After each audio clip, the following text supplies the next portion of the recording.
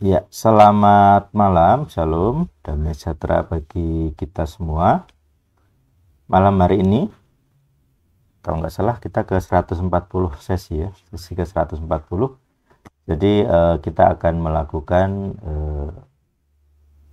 apa ya, pembelajaran, studi, juga diskusi tentang ya seperti biasa kalau kita kan wajib pakai dasar teks ya, ada Ibraninya gitu. Kemudian dari materi yang saya siapkan yaitu tentang salah satu nama Tuhan gitu ya. Jadi salah satu tentang nama Tuhan ini terdapat di dalam Kejadian 13. Jadi Moses ini bertanya kepada Tuhan, siapa namamu begitu. Ya sebenarnya saya agak-agak tergelitik begitu ya. Kenapa dia bertanya? Artinya apakah sebelum sebelum ini orang Israel itu tidak ngerti namanya begitu, atau sudah pernah tahu tetapi Musa perlu apa ya, ngecek lah, memeriksa gitu, apakah Tuhan yang menyampaikan mandat, menyampaikan pesan itu adalah Tuhan yang sama dengan yang dikenal leluhurnya. Di El Sadik sendiri kita kita diutus dengan cara yang mirip, dalam artian harus ada komunikasi gitu ya. Mandatnya jelas gitu. Jadi mengenal Tuhan yang mengutus kita itu sangat sangat penting ya, kayak inti dari iman gitu. Jadi kalau kita tidak kenal siapa yang menyuruh kita, siapa yang kita percayai, siapa yang kita jadikan pedoman, ya itu jadi agak-agak aneh sebenarnya. Terus kamu ngapain gitu kan? Makanya ini di kita sendiri ya harus ngerti sampai sedalam mungkin yang memungkinkan. Nah, seperti yang saya jelaskan di grup, selama beberapa waktu ini kita akan belajar tentang nama Tuhan. Kalau kemarin kita tentang Yireh. Jadi kalau Yireh kemarin kan kita studi dalam begitu ya. Ternyata sebenarnya arti intinya bukan mencukupi ternyata. Karena nggak ada kata cukup di situ. Jadi kata cukup itu menggunakan BT, but gitu ya. Jadi ada but dan tanda. Jadi sesuatu yang dicukupi itu atau mencukupi itu sebenarnya maknanya adalah tanda dia rumah gitu. Yang lebih luas adalah bukan hanya house tapi home ya, jadi family. Jadi simbol bed ini kan bisa berarti rumah, tenda gitu, konteksnya rumahnya kan bentuknya tenda, tetapi juga bisa bermakna keluarga, karena ketika digunakan kata ben, benih rumah, ternyata yang lebih pas sebenarnya benih keluarga, yaitu anak lelaki. Yang meneruskan keluarga adalah anak lelaki. Nah, pada hari ini kita akan melihat langsung tentang nama Tuhan yang ditanya oleh Moses di dalam Kejadian 13. Yang di rumah bisa nyimak kalau ada Alkitab, atau ini saya akan share screen. Mana share screen? Nah, kita akan coba pelan-pelan langsung melihat data mentahnya. Saya berharap teman-teman bisa bisa melihatnya ya. Udah ya, saya screen ya. Kemudian saya setup recordnya dulu.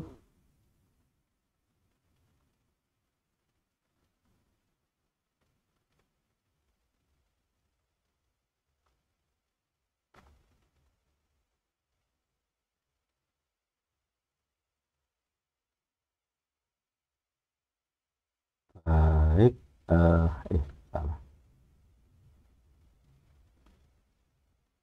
Ya, ini saya membuka. Kelihatan ya harusnya ya. Sini ada SWOT, ini apa nih? Oh, iklan tuh. Oh, baru nyadar ya, SWOT ada iklan. 20% studi. Baik, jadi di dalam terjemahan TB ini yang paling banyak dipakai orang. Aku adalah aku gitu. Kemudian kalau kita lihat ET 2024, nah di ET 2024 yang sudah saya kurasi, ini level pro, ini tahap berapa ini? Ya minimal tahap 2, tahap 3 kayaknya ya. Belum di proofreading lah, tapi minimal di tahap 3 saya menuliskan begini. Keluaran 3, kok kejadian tadi ya, keluaran ya. Keluaran 3 ayat 14, yaitu Tuhan bersabda kepada Moses. Jadi di ayat 13-nya dikatakan siapa namanya gitu ya. Jadi Moses ini mengantisipasi, kalau lihat kalimatnya ya. Sebenarnya bukan dia sendiri yang menjadi alasan. Jadi dia tidak bertanya siapa namamu karena pengen tahu sendiri, tidak. Tapi karena diutus kepada suatu bangsa yang orang banyak begitu, maka dia berpikir orang ini harus tahu siapa yang mengutusmu, Mose. Yang nyuruh kamu siapa? Nah, gitu kan. Jadi dia merasa perlu menjelaskan bahwa nanti mereka akan bertanya siapa namanya. Apa yang harus kukatakan? Jadi sejauh ini Mose ini sebenarnya tidak dari relasi dia sebelumnya ya, tidak terlihat dia itu merasa perlu untuk bertanya. Dalam artian dia punya relasi, punya komunikasi begitu, dan para leluhurnya kan juga begitu ya. Tetapi sepertinya dia dalam kasus ini dia merasa perlu untuk menegaskan siapa namamu itu siapa. Nah kalau misalnya kita masih menggunakan TB kayak tadi ya, tentu yang sering jadi mempersoalkan kayak kalau orang debat kitab-kitab dulu. Loh di Alkitabmu kan ada nama Allah, nama Allah gitu.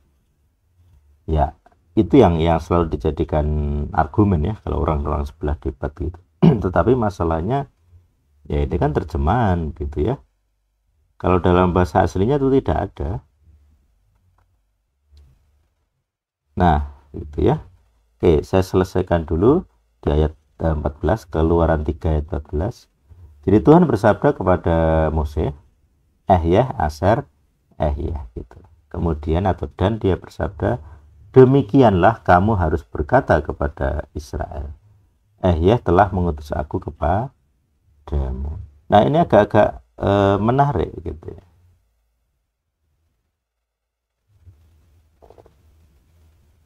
Perhatikan bahwa ketika dia bicara kepada Mose, dia menggunakan kata ya. Kalau digramarkan di struktur gramarnya, ya ini kan alefnya kan aku ya. Kemudian HYH, makanya di sini saya berikan huruf besar supaya ngerti konsonannya. Akulah hayah begitu. Jadi ya Aser ya ini kalau di dimasukkan tafsir nanti harusnya mungkin masuk kitab tafsir ya. Akulah hayah, sesungguhnya akulah hayah. Jadi diulangi. Nya kan 2 kali. Aser itu kan bisa berarti itu apa ya? Kata sambung. Tetapi saya sering menggunakannya untuk kata sesungguhnya jika ada 2 kata yang diulang, paralelisme ya. Jadi ya diulangi 2 kali berarti kan itu sangat memberikan tekanan yang kepada kata itu berkali-kali gitu. Jadi terjemahan yang cukup aman menerjemahkan Aser adalah sesungguhnya. Ini saya nanti di stylenya begitu cara menerjemahkannya. Baik, coba kita bandingkan dengan bandingkan dengan mana? Bible Hub ya. Jadi biar kita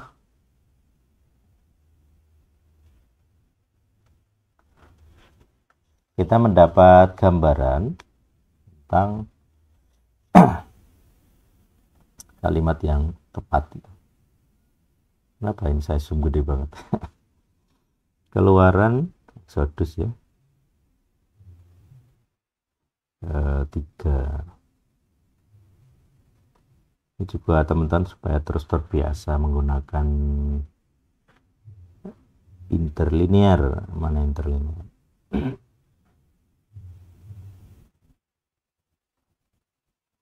Oke, kemudian ayatnya 14.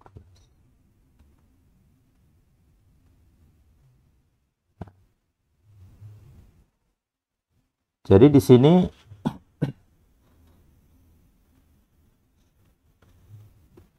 Wayomer Elohim gitu ya. Elohim berkata atau bersabda El Mose kepada Mose. Aser Nah, ini kan ada dua, ini gabungan dua kata. Alef di sini tuh aku. Jadi dia kata ganti orang pertama. Lalu di kata berikutnya itu ada 3 huruf yaitu H, Y, H itu ya. Nah, perhatikan bahwa di antara dua kata ini sebenarnya kalau bicara nikut atau cantillation itu setidaknya itu agak-agak berbeda gitu ya. Jadi kalau teman perhatikan di sini bentuk titiknya berbeda. Jadi ayahnya sama. Jadi ada seva di situ. Karena dia dihentikan ya gitu ya. Jadi dia ngikuti vokal dari alef. Alefnya kan diberi ya.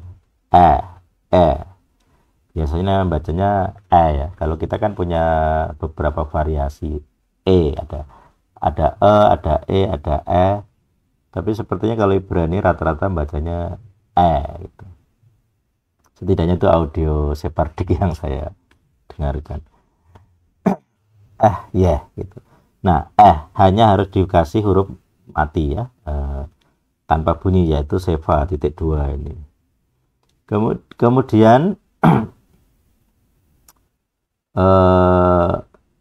Y-nya ada titik 3, segitiga itu juga. Cuman hanya kan ada perbedaan ya. Cantillation mungkin di sini. Jadi dia bukan ikut kayaknya. Kalau mungkin cara bacanya begitu. Jadi dia garis satu, nah ini kayak V terbalik. Nah, ini berbeda ya. Detailnya saya memang tidak terlalu peduli, itu kan bacaannya. Cantillation. Nah, tapi intinya saya akan fokus ke kata dasarnya. Jadi ini kan ada dua kata dasar yaitu alef yang artinya aku dan hayah. Nah, hayah ini sepertinya orang juga sulit menerjemahkan. Kalau kita lihat hayah kan diterjemahkan M.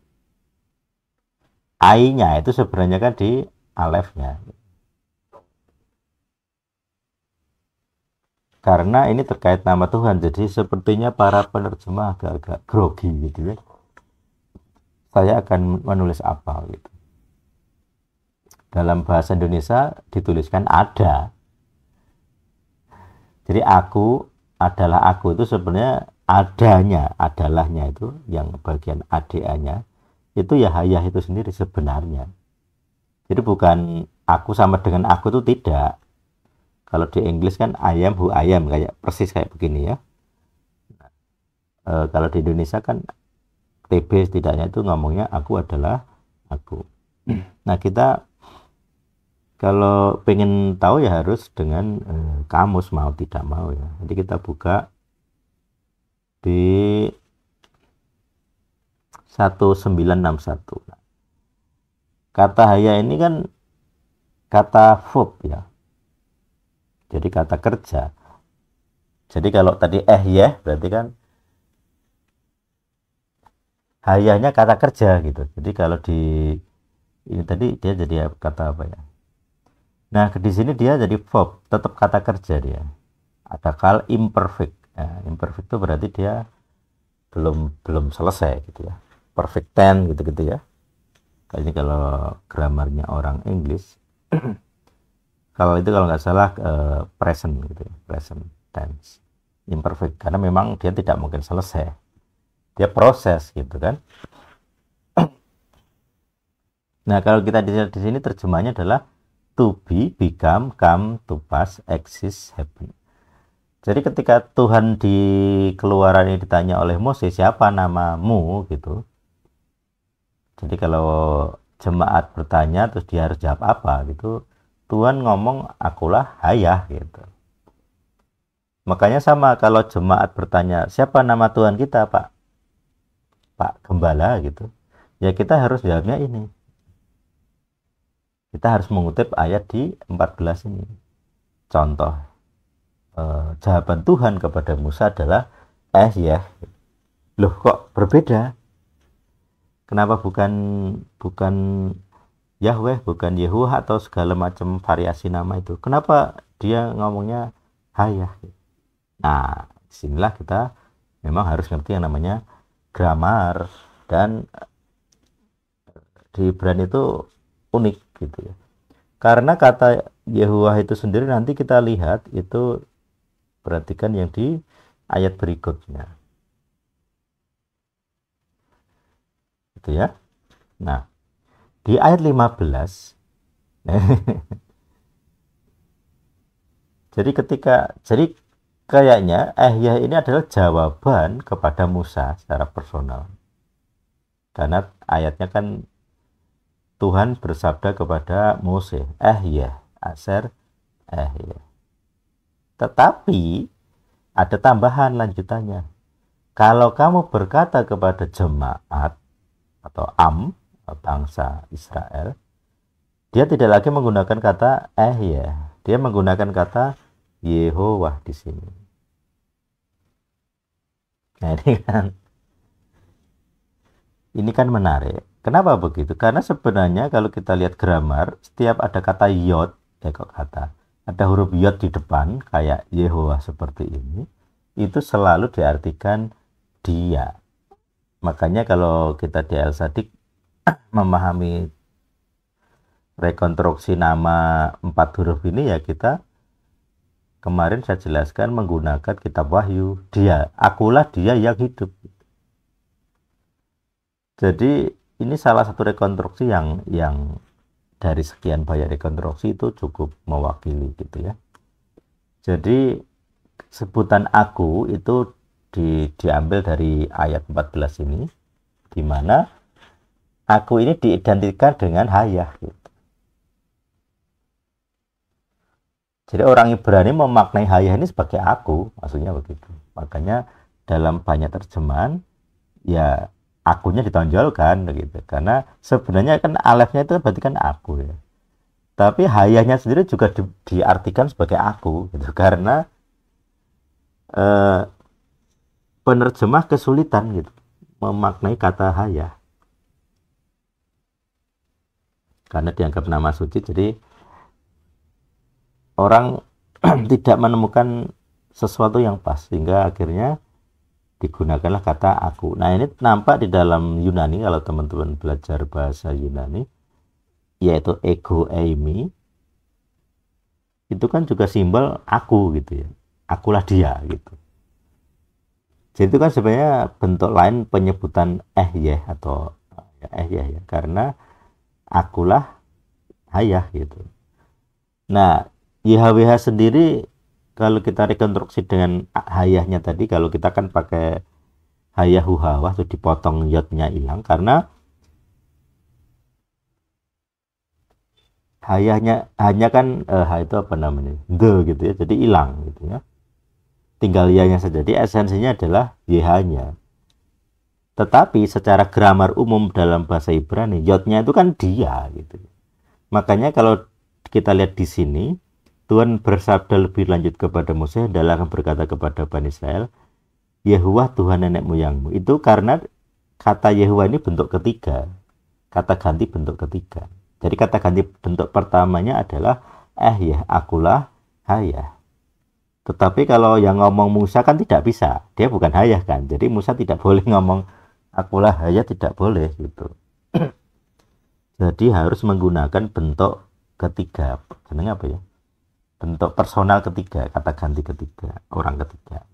Makanya Yahweh ini dalam konteks ini sebenarnya bisa dimaknai dialah, ada kata dianya, ada yodnya kan, dialah hayah gitu, pemahamannya begitu. Jadi kalau kita lihat banyak pemahaman apa namanya, orang kan beberapa yang paham bahasa Ibrani ternyata tidak sama persis juga ketika membahas Yahweh ini apa artinya. Tetapi secara umum saya melihat ini ada kata dianya. Jadi Yahweh ini berbentuk kata ganti ketiga. Dialah yang itu gitu loh maksudnya. Dialah sang hayah. Makanya kalau kita lihat rekonstruksi yang kita pakai yaitu hayah hu bawah. Nah hu-nya ini kan kelihatan ada kata dianya. Jadi hayahnya sebagai aku, pengganti ya, karena kan hayah juga diartikan aku. Kemudian hu-nya dia. Nah, hawanya sebagai kehidupan. Jadi kata hayah sendiri tidak merujuk kepada kehidupan. Misalnya kita lihat ini tadi. Di kamus itu kan hayah itu kan tidak ada kata kehidupannya kan. Tidak ada. Yang ada adalah to exist, selalu ada. Exist ada ya di Indonesia. Makanya tadi saya bilang penerjemah TB misalnya menggunakan kata adalah. Itu karena kata hayah itu diartikan ya berarti ada gitu. Artinya ada. To be, exist, to exist, atau become. Become itu kan menjadi. Ya.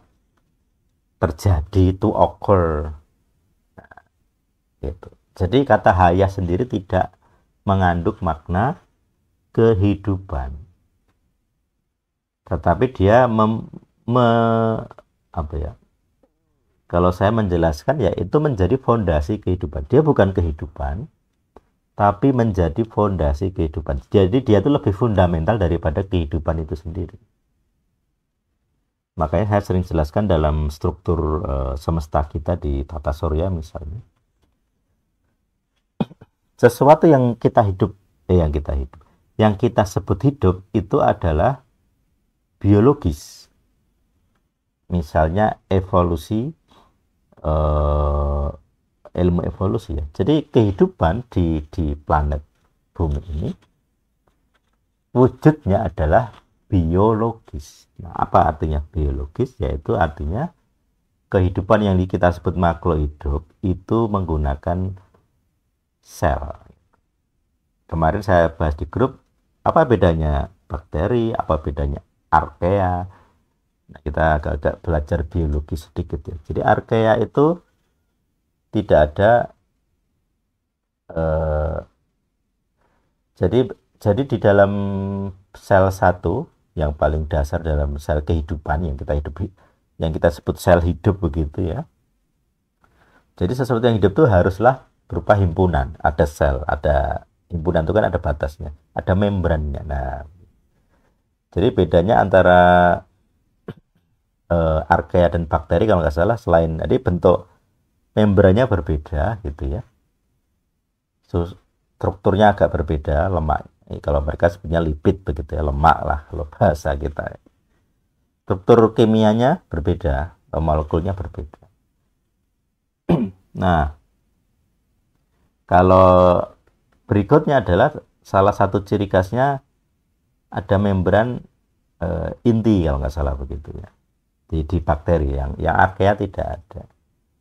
Nanti coba kalau ada kesalahan bisa diralat. Nah, kemudian kemarin saya jelaskan bahwa terjadi ini ilmu evolusi ya, terjadi perkembangan begitu, di mana archaea ini tuh menelan bakteri. Bakterinya ada banyak versi. Jadi archaea itu yang paling primitif kayaknya dia sel yang paling primitif. Kemudian bakteri ini lebih lebih kemudian lah. Nah, masuk jadi bakteri ini ditelan oleh archaea, tetapi ternyata tidak dimakan. Biasanya kan mereka saling memakan, tetapi di sini tidak dimakan melainkan endosimbiosis. Jadi dia terjadi simbiosis, saling kerjasama. Nah, proses ini yang pertama terjadi adalah adanya bakteri yang memiliki yang namanya mitokondria. Bukan.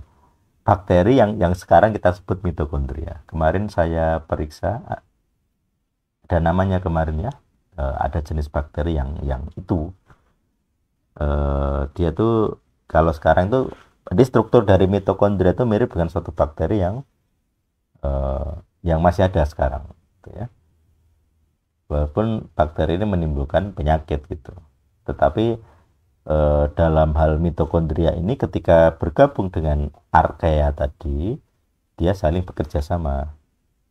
Nah, kenapa terjadi kerjasama? Karena ternyata bakteri mitokondria ini menguntungkan begitu. Jadi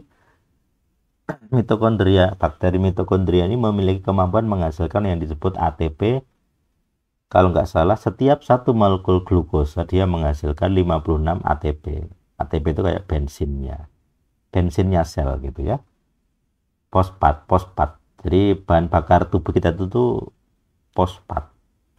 Kimianya molekul fosfat. Nah, sementara archaea sendiri itu hanya bisa menghasilkan 2 molekul ATP setiap satu molekul gula. Jadi efisiensinya berbeda. Karena gula kan karbonnya banyak gitu ya. Nah, mitokondria ini menghasilkan efisiensi 56 bagi 2, berarti 27 kali lebih baik daripada archaea sendiri. Jadi daripada dimakan, entah bagaimana ini survive gitu ya, maka jadilah kerjasama gitu. Nah, kemudian ini mendasari semua makhluk hidup biologis, ada selnya. Lalu di kesempatan berikutnya ada bakteri yang disebut cyanobacteria. Nah, dia ditelan juga oleh sel archaea ini. Archaea yang sudah memiliki mitokondria tadi. Jadi archaea plus mitokondria itu, kalau bahasanya di biologis, eukariot gitu ya. Jadi yang archaea ini disebut prokariot. Kemudian ketika memiliki gabungan bakteri mitokondria menjadi prokariot karena ada double membran begitu. Lalu masuklah lagi dia yang disebut cyanobacteria. Nah, cyanobacteria ini bakteri dengan kemampuan fotosintesis gitu. Maka jadilah yang sekarang kita kenal sebagai kloroplas di dalam tanaman. Nah, ini kehidupan dari eukariot yang biasa tanpa ada kloroplas itu menjadi hewan-hewan kayak kita. Semua jenis kita kan, tubuh kita juga pakai ATP gitu ya, bahan bakarnya sama. Jadi sel kita punya mitokondria yang sama dengan hewan-hewan lain, mirip lah. Bahkan kayak cloning gitu. Jadi mitokondria kita tuh satu dunia tuh cloning. Semua manusia tuh mitokondrianya sama. Dan dia itu memiliki kode DNA sendiri, berbeda dengan sel tubuh kita. Jadi mitokondria kita tuh semua orang sama persis, programnya sama. Jadi dia punya kode sendiri, program sendiri. Itu jadi makhluk selain yang nggak bisa fotosintesis kan kita pahami sebagai hewan atau jamur gitu ya. Sementara yang kemasukan cyanobacteria tadi menjadi kloroplas, maka dia menjadi tanaman. Jadi itu mulai terpisah. Tree of life, kehidupan biologis itu mulai memisahkan diri klasifikasinya. Itu ya. Jadi ada yang jadi hewan, jadi jamur yang tidak bisa fotosintesis. Satunya bisa. Nah, yang bisa jadi tanaman, yang tidak menjadi hewan. Yang hewan yang bisa fotosintesis cuma satu. Jadi pengecualian sampai sekarang masih ada. Jadi ada siput itu ada hijau-hijaunya karena dia bisa fotosintesis. Di kulitnya hijau kayak daun. Tapi dia siput. Jadi dia bisa menghasilkan gula dari kloroplas di kulitnya. Itu anomali. Jadi satu-satunya hewan yang kemasukannya double. Mitokondria masuk jadi hewan, tapi kloroplas juga masuk dan tetap hewan gitu ya. Dia tidak berkembang menjadi tanaman. Jadi sepertinya jadi hewan dulu baru ada kemasukan kloroplas ini. Nah, seperti itu. Ini kehidupan biologis. Sementara kata hayah tidak terdapat satupun petunjuk yang berarti kehidupan. Namun dia punya konsep to exist, selalu ada. Makanya kalau kayaknya di YS ada lagu, adalah menggunakan lagu Holy Forever, itu kan ada kata you will always be. Nah, you will always be ini sebenarnya adalah kata haya. Kenapa ya kayak ini? To exist, to become itu kalau di kalimatkan yang lain tuh always be, always exist, to exist. Di sini verb imperfect, belum selesai. Kan dia proses. Kenapa proses? Karena nggak ada selesainya. Eksisnya tidak ada selesainya, eksisnya nggak ada akhir. Nah itu konsep hayah itu begitu. Sesuatu yang ada dan tidak punya akhir. Tetapi dia tidak merujuk kehidupan, unik gitu ya. Biasanya kayak begitu itu kan konsep kehidupan, tapi ternyata tidak. Nah, kembali ke sel tadi, bumi kita yang memiliki kehidupan biologis itu terjadi dalam yang posisinya gitu ya, dalam situasi yang mendukung kehidupan. Apa itu kehidupan? Kehidupan biologis sel tadi itu syaratnya adalah adanya cairan air dalam bentuk cair. Makanya dalam biologi evolusi begitu, kehidupan itu berasal dari laut. Kalau teman-teman di Elsadik sudah sering saya ngomong IMA, ibu, M-nya itu adalah laut. Mem itu adalah gambarnya itu gelombang, laut atau air. Nah, kita sambungkan dengan pemahaman manusia tentang evolusi. Kehidupan berasal dari air. Syarat kehidupan adalah air. Tubuh kita, berapa persen airnya? Tinggi sekali. 90% ke atas air. Kenapa begitu penting?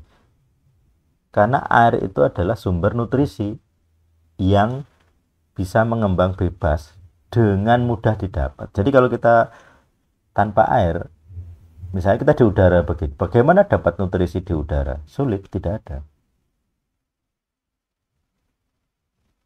Kalaupun kita mendapat nutrisi dari udara, itu biasanya aerosol. Nah, aerosol kan uap air juga. Jadi udara tidak bisa, air itu bisa. Makanya syarat adanya kehidupan biologis yang ada selnya tadi adalah ada airnya, air laut khususnya. Karena kan bumi kan lebih banyak lautnya daripada di darat, gitu ya. Nah, untuk terjadinya air laut harus di suhu tertentu. Karena kalau terlalu dingin jadi es, jadi bukan air laut namanya, es laut atau laut es gitu ya. Ice X, masa es. Gitu. Kalau terlalu panas dia jadinya uap, bukan lagi air laut. Uap laut, laut uap gitu ya. Ini nggak bisa terjadi kehidupan. Kalau terlalu dingin mati. Karena untuk terjadinya metabolisme itu suhunya harus tertentu, ada ringnya kecil. Suhunya apa ya? Airnya harus cair, tidak boleh es. Kalau uap itu rusak gitu. Jadi kayak apa namanya? Daging yang ya nggak usah daging lah. Tubuh kita lah. Kalau kita kena air panas, itu saja rusak. sel kita rusak, mati. Bahkan orang bisa mati tubuhnya kalau terlalu banyak kena air panas itu. Istilahnya apa itu? Seberapa persen luka bakar? Dan luka bakar ini kan belum tentu terbakar ya. Yang penting kena panas, entah dia api, entah dia air, atau mungkin ada yang memakai cairan lain, cairan air keras misalnya. Itu juga disebut kerusakannya mirip-mirip sebenarnya. Jadi mati selnya. Situasinya tidak ideal.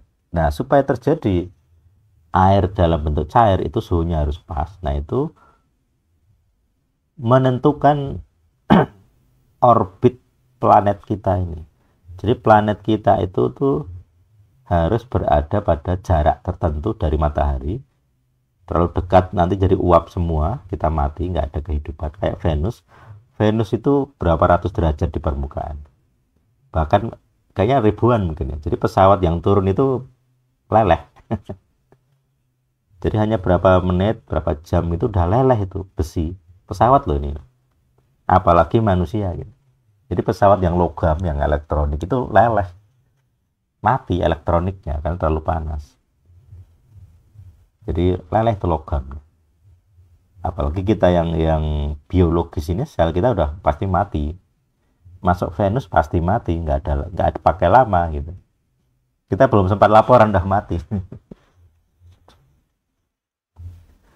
Jadi jarak dengan matahari sebagai sumber panas itu harus tertentu. Jadi orbitnya itu harus tertentu. Makanya kalau kita bicara aphelium, perihelium,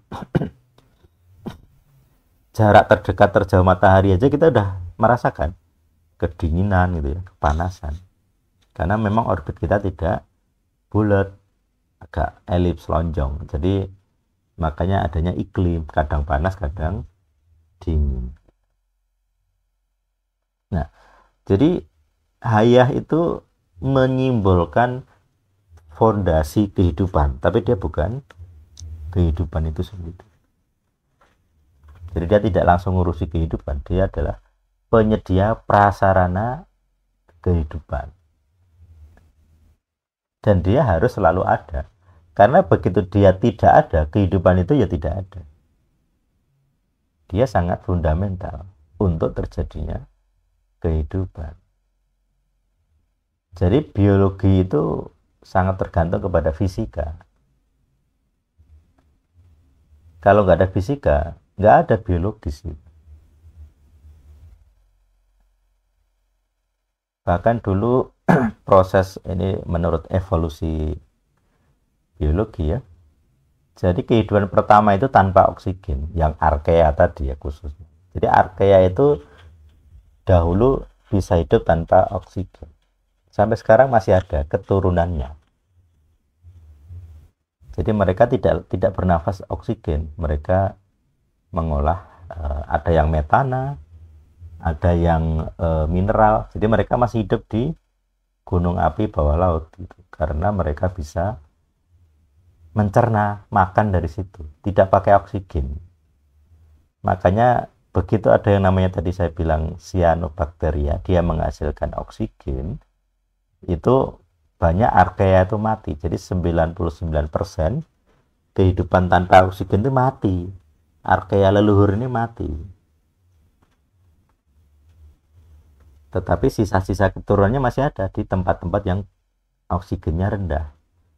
Di bawah laut tadi. Jadi tempat-tempat gelap itu banyak archaeanya. Dan uniknya, kita selalu menjumpai bakteri sebagai sumber penyakit, tapi tidak pernah ada archaea sebagai penyakit, belum pernah ada. Jadi yang sering dibikin penyakit itu bakteri, archaea tidak pernah. Jadi archaea tidak punya kemampuan membuat kita sakit, bakteri yang bisa, karena memang mereka fundamental. Jadi mereka ke kita tuh harmless ya, tidak. Kalau kita kena kesuntik archaea di darah misalnya, masuk ke tubuh kita saja sulit. Kalau bakteri masuk darah sudah pasti bikin penyakit. Nah, archaea itu kan jarang, ketemunya juga jarang. Jadi di mana-mana, di tanah, di udara itu lebih banyak bakteri daripada archaea, karena bakteri menggunakan oksigen tadi. Nah, sekarang kita lanjut ke nama hayah tadi. Uniknya di dalam kamus, kalau teman perhatikan di sini ya, kamus Strong itu mengaitkan hayah dengan hawa. Jadi kalau kita menggunakan kata hayahu hawa itu memang ya ini ada dasarnya. Jadi dalam kamus yang membahas kata hayah selalu dikaitkan dengan hawa. Ini V ini W ya. Jadi misalnya kita buka kamus tentang hawa. Jadi kalau tadi 1961 yang sekarang 1933. To become. Apa bedanya dengan hayah? Bedanya apa? Sama-sama H di depan, yang tadi adalah yod he, yh gitu. Sekarang waf a. Kita lihat artinya. Ternyata artinya adalah breathe, bernafas. Supposed to mean properly to breathe, bernafas. Nah, karena ada kata bernapas inilah, maka kata hawa ini sering dikaitkan dengan kehidupan yang seperti yang tadi. Kehidupan pertama itu tanpa nafas, nggak ada oksigen. Kehidupan, jadi setelah yang disebut Great Oxidation Event, jadi peristiwa oksidasi global di planet kita, mulailah muncul kehidupan yang menggunakan nafas. Jadi ada oksigennya, ada alat pernafasan. Lalu berkembang sampai insang, paru-paru, dan sebagainya. Bahkan kata jiwa yang berasal dari Ibrani nefes itu berarti leher. Jadi yang punya leher ini selalu yang bernafas. Kalau nggak punya leher nggak bisa bernafas. Jadi konteks Ibrani nefes itu adalah yang punya leher. Seperti itu. Jadi hayah sendiri tidak terkait dengan kehidupan langsung, tapi dia adalah fondasi, karena selalu ada, sesuatu yang selalu ada. Nah, kehidupan itu sendiri ada kata lain yang menggunakan, yaitu hawa, dan pas sekali kata hawa juga ada di dalam nama YHWH gitu. Makanya kita di Al-Sadiq menggunakan kata hayah plus hawa untuk menjelaskan. Nah, gitu ya. Jadi fondasinya begitu. Jadi ketika Tuhan ini ngomong akulah hayah gitu, dia menonjolkan sifat to be, menonjolkan makna yang selalu adanya. Tetapi ketika Musa disuruh menjelaskan kepada masyarakat atau jemaat, dia disuruh menggunakan kata apa? Selain ya, seperti di sini, tetapi di ayat 15 adalah Yehuwah.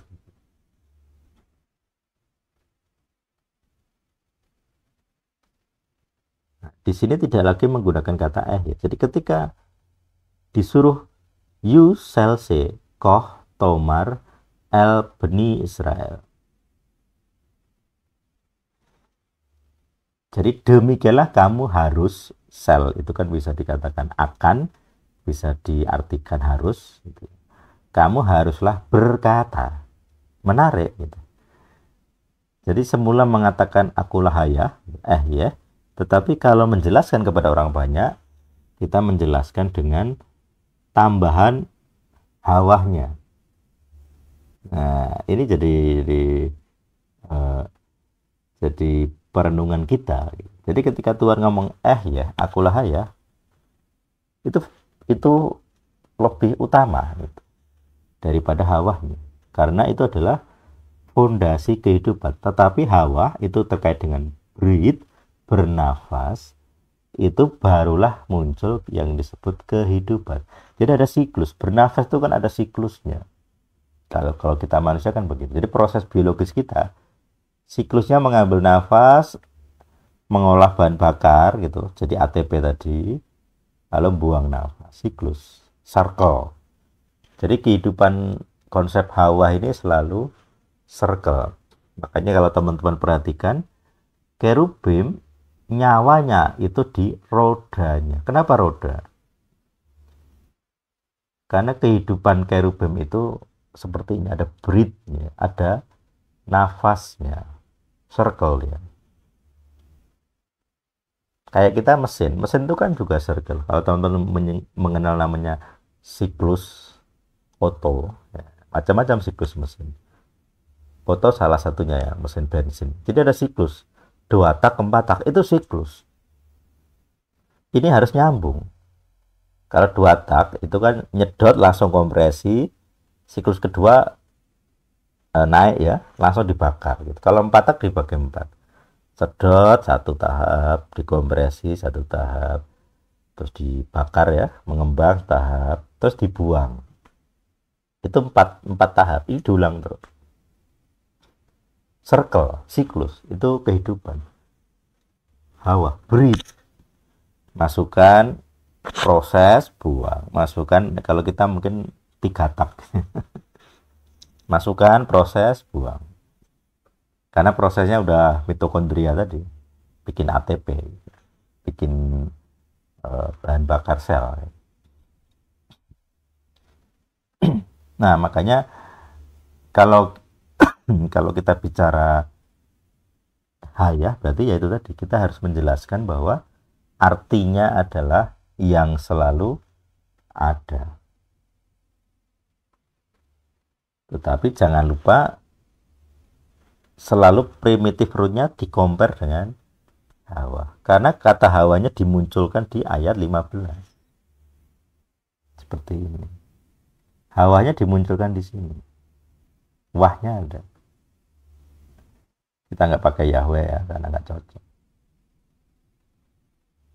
Jadi kalau kita mau memahami yang lebih tinggi, ya hayah lebih tinggi. Makanya saya sering bilang ya, hayah itu sebenarnya konsep abanya. Mem, air, ima, ibu, ya wahnya, karena terkait dengan breath, nafas, kehidupan. Makanya kalau teman-teman saya bilang tentang nesama, itu apa ya, simbol atau komponen keempat dalam manusia, yang biasa kita sebut tubuh, jiwa, roh, itu ada yang keempat yang disebut nesama, nafas. Nah, nafas ini muncul di kitab Kejadian dalam penciptaan. Nafas itu kan apa, terkait apa? Kata nafas tadi saya bilang nefes,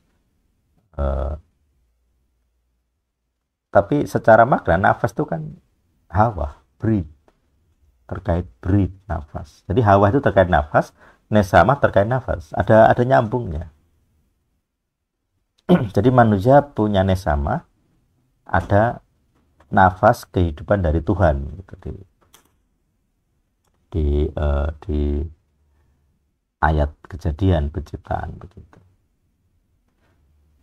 Jadi yang memegang nafas kehidupan manusia ya ternyata hawa gitu. Pribadi, komponen hawa di dalam nama Tuhan gitu. Makanya kalau ada ayat menghujat Roh Kudus tidak terampuni, lah ya dia yang pegang breathmu itu, nafasmu ya dia, dari dia, yang menopang dia, secara langsung dia. Ayah sudah lepas tangan gitu. Yang pegang itu dia, karena terkait dengan nafas. Kalau haya itu ngurusi fundamental kehidupannya. Semua orang mendapatkan hak yang sama. Kalau sampai haya ini berhenti ada, semua orang mati. Tapi untuk individual itu urusannya dengan hawa. Karena nggak mungkin haya itu akan menghentikan semua kehidupan. Impossible. Dan tidak terjadi sama sekali. Jadi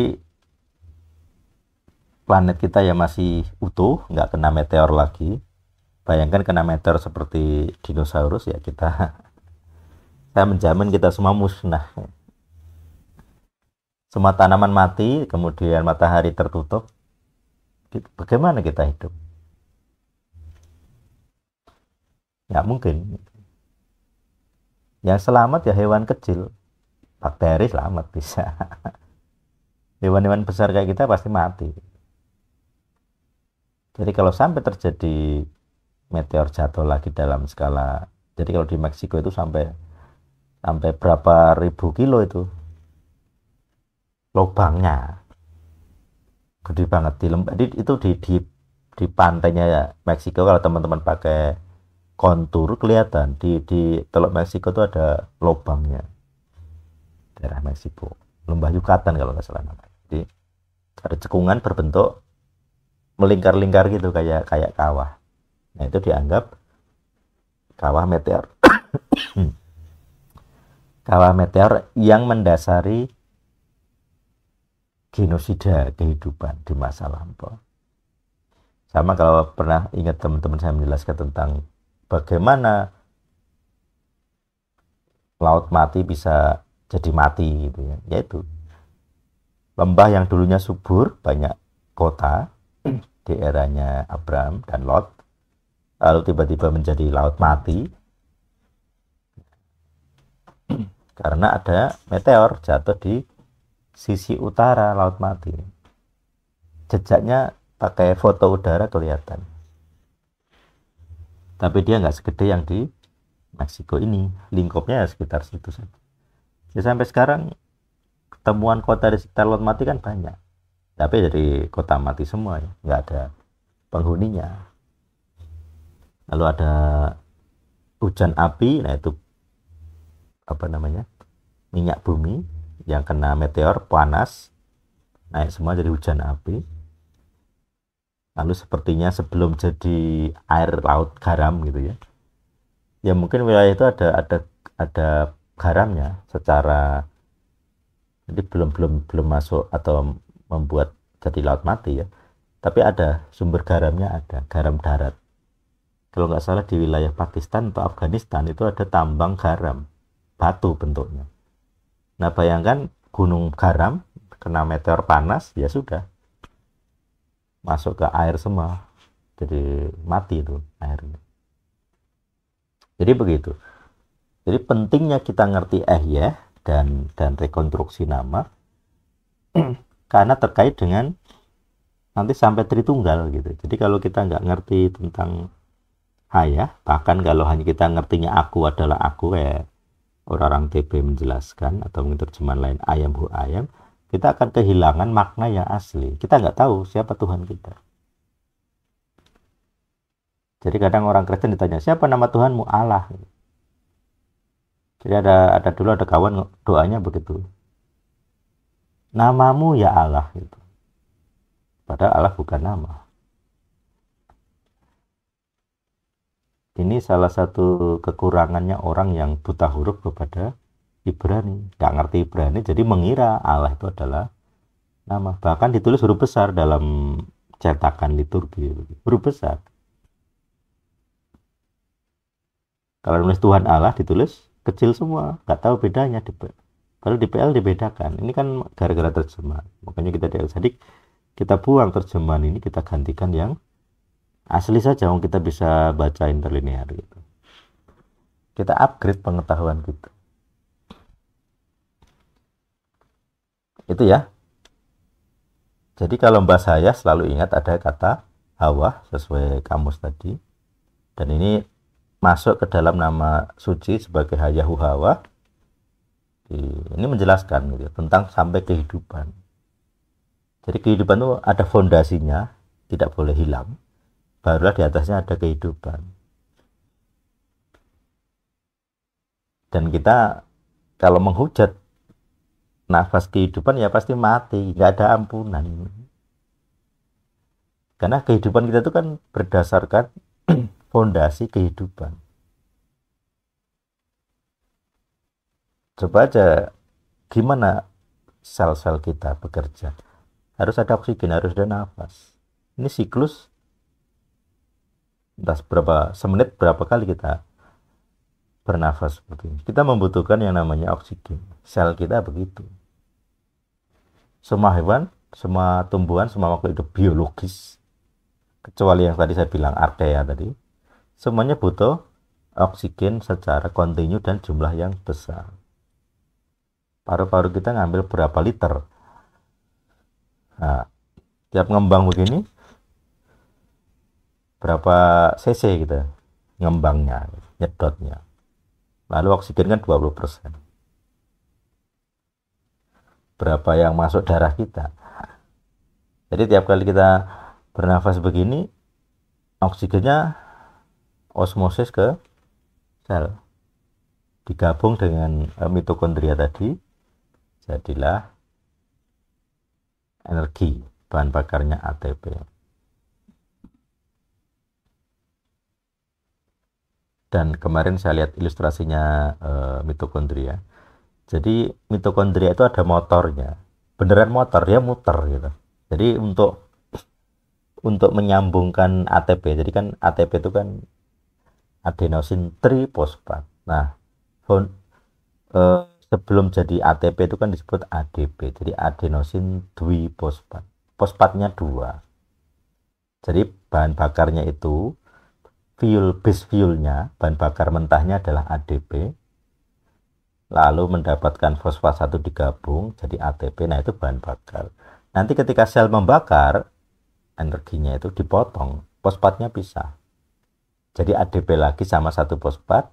Nah, selisih energi dari pemisahan inilah yang kita gunakan. Itu namanya reaksi kimia. Jadi reaksi kimia itu memecah ini menghasilkan energi. Menggabungkan ini membutuhkan energi. Sesimpel itu. Dan ini berlaku di semua sel yang hidup gitu ya. Kita perlu breathe, continue. Kita punya kegendutan, banyak lemak, banyak gula gitu ya. Tapi kalau nggak ada oksigen, nggak bisa apa-apa. Nah, kalau kita lihat tabel periodik unsur, selain oksidator itu kan banyak, selain oksigen ada. Makanya tidak semua kehidupan harus berbasis oksigen, tidak harus seperti saya bilang. Archaea awal tidak butuh oksigen, mungkin dia oksidasinya yang lain. Apa yang kita sebut racun, arsenik misalnya, kemudian keracunan karbon monoksida, itu juga yang disebut oksidasi. Monoksida itu kan biasanya kalau karbon dioksida kan CO-nya di kan 2. Monoksida berarti oksigennya 1. Nah, ini dia akan mengikat dengan sel kita lebih cepat. Jadi karbon monoksida apa namanya? Oksidanya 1 ini akan mengikat ke darah kita, ya, apa hemoglobinnya itu lebih cepat. Jadi begitu karbon yang oksigennya 1 ini nempel, nggak bisa lepas dia. Nggak kayak oksigen bisa dilepas mudah lah, CO enggak. Nah, karena desainnya mesinnya hemoglobin itu kan sel kita butuh oksigen yang O-nya 2, ini jadi problem karena O1 ini CO ini jadi nempelnya lebih kuat. Ini oksidator juga sebutannya. Walaupun nama oksidator kan jadi dari oksigen, tapi akhirnya digeneralisasi semua yang bisa nempel kuat minusnya ya. Ini kan minus ya. Disebut oksidator. Nah, selain CO itu ada juga arsenik, cyanida. Pokoknya ida ini kesannya begitu.